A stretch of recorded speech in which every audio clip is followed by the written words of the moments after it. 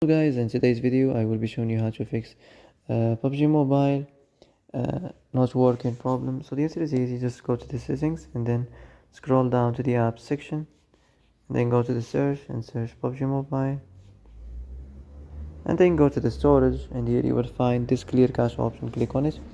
Now you can go check it if it works, and if it didn't you can try to restart your phone or turn the Wi-Fi off and on, or the Bluetooth or the airplane mode. Also you can try to clear data, but be careful. If you clear data, all these applications data will be deleted. This includes all files, the settings, the accounts, the databases, etc. So be careful if you want to clear your data.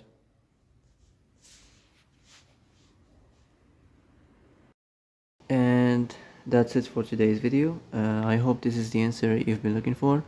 If you like this video, don't forget to like and subscribe, and see you in the next video. Thanks for watching.